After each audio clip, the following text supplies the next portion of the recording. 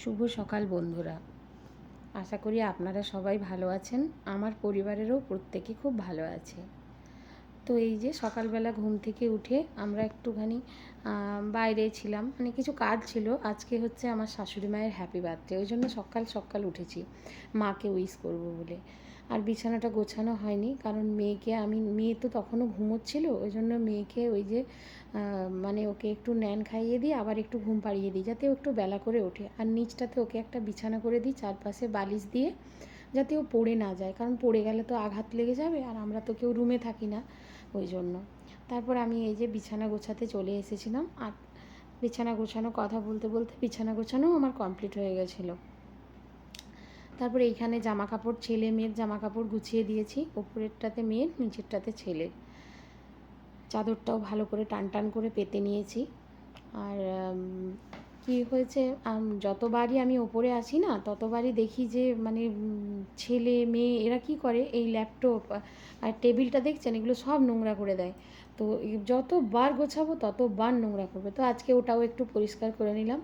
তারপর এই যে বাইরেটাই এসেছিলাম দেখতে। এখানে একটা বিশেষ কারণেই আমার আসা, কারণ কালকে বিকেলবেলাতেই আমি দূর থেকে দেখলাম যে ওই গাছগুলোতে না, মানে কী হয়েছে, এই গাছগুলো খুবই সুন্দর হয়েছে, কিন্তু আমি বলছি যে ওই দেখবেন মানে খেজুর গাছ দুটো খুব সুন্দর হয়েছে দূরে। আর আমি ওগুলোতেই দেখছিলাম যে এত খেজুর ধরেছে না। যাই হোক, আমি জুম করে দেখাচ্ছি, কতটা বোঝা যাচ্ছে বুঝতে পারছি না। প্রচুর খেজুর হয়েছে। আর আমরা যেহেতু একটুখানি মানে গ্রামাঞ্চলের মানুষ ছিলাম, তো আমরা এই খেজুর প্রচুর খেয়েছি, আমার বাবার বাড়িতে প্রচুর খেজুর। এবার এখানে তো এই যে দেখি না, কোনো ছেলে মেয়েদেরও দেখি না, কোনো বড় মানুষকেও কিন্তু আমি দেখি না যে এখানে খেজুর কেউ পাড়ছে বা খাচ্ছে। হয়তো খান, আমার চোখে পড়ে না। তবে কি হয়, আমার দেখতে খুব ভালো লাগে, এই ফুলগুলোও খুব ভালো লাগে। যখন থেকে হয় তখন থেকে ভাবি যে, রোজ ভাবি যে কোনো একদিন গিয়ে টুক করে দুটো কুড়িয়ে নিয়ে আসবো।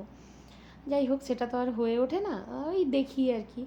আর আমার না খুব খেজুর খেতে ভালো লাগে। খেজুর, আম, জাম, আমার ফল খেতেই ভালো লাগে আর কি।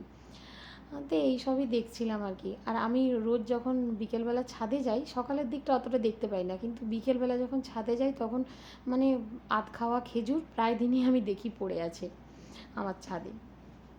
তো যাই হোক, কথা বলতে বলতে সব কাজ কমপ্লিট করে আমি এখানে এসেছিলাম। আমার কাচাটা দিয়েই আমি ঘর পরিষ্কার করতে ঢুকেছিলাম আর কি। তো ওটা করতে করতে এদিকে আমার কাচাটাও প্রায় হয়ে এসছে, আর 3 মিনিট মতো বাকি ছিল। তো কাচাকুচিটা করে একদম ছাদে মেলে দিয়ে আসবো। সকাল সকাল হয়ে গেলে কেমন ওগুলো শুকনো হয়ে যায়, রোদ্দুরটা পায়। আর এখন যেহেতু বৃষ্টি হচ্ছে, ওয়েদারের তো কোনো ঠিক নেই। তারপর ছেলেকে বললাম, বাবা আমি একটু রান্নার দিকটাতে আছি, তুমি একটু পড়াশুনো করো নিজে নিজেই, কারণ আজকে আমার দাদার মেয়েও এসেছিলো, পিস্তুত দাদার মেয়ে।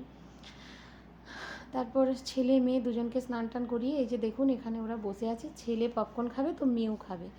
তো ছেলে আর মেয়ের মধ্যে একটা বন্ডিং আমার খুব ভালো লাগে। বিশেষ করে মেয়েটার মধ্যে দেখেছি, ছেলে হয়তো অনেক সময় বোনকে বলে যে খাবে, কারণ ও জানে, ও বড় হয়ে গেছে, যে মা বোনকে বাইরের খাবার এতটা দেয় না এখনও। কিন্তু মেয়েকে যাই দিই না কেন, ইভেন বাইরে থেকেও যদি কেউ কিছু দেয় মেয়েকে হাতে, ও তো খায় না প্রথম কথা, ও কিন্তু নিয়ে এসেও দাদার জন্য আগে দেবে, সে একটুখানি হলেও দেবে। আর ওর এই যে মেয়েটি, তাকেও একটু দেবে। আর ও কোনো কিছু খায় না আমার মেয়ে বাইরের খাবার, তবে এই পপকর্নটি আবার খুব ভালো লাগে।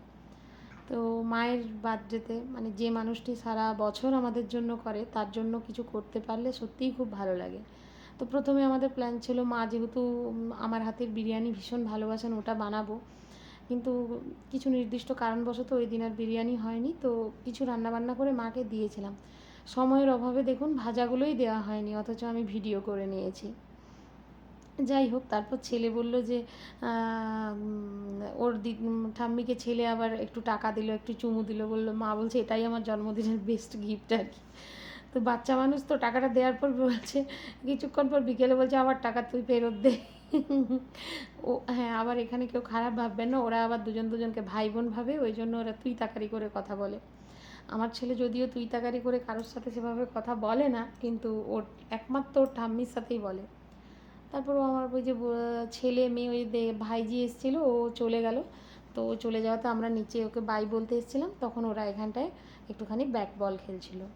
ছেলেকে যত বলি, বাবা আমি বোনের সাথে খেলছি, তুমি যাও একটু সাইকেল চালাও, না হবে না, ও বোনের সাথেই খেলবে। আর এই যে দেখুন এনাকে, ইনি পারবেন না এত জোরে মানে বলটা নিয়ে, বা ছেলেকে বলছি বাবা তুই আসতে দে, না সে কথা শুনবে না, ও জোরে জোরেই করবে। আর এই যে মেয়েকে দেখুন, ও ছুটছে, মানে ও একাই ব্যাটসম্যান, ও একাই ফিল্ড করবে, সব কিছু ও পারে আর কি, ওর কোনো প্রবলেম নেই। হ্যাঁ, এই দেখুন যেন কত ভালো খেলেন উনি, উনি কিছুই জানেন না আসলে।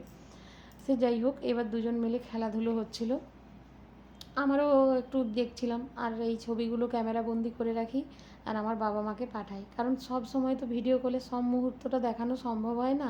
মা খালি বলে যে আমার নাতি নাতনির ছবিগুলো তুই আমাকে ক্যামেরা করে পাঠিয়ে দিস, আমি যখন তখন দেখব, মন ভালো করে লাগে আর কি এইসব দেখলে, যেহেতু অনেক দূরে থাকেন, আমি তো সেভাবে যেতেও পারি না, তাই জন্য।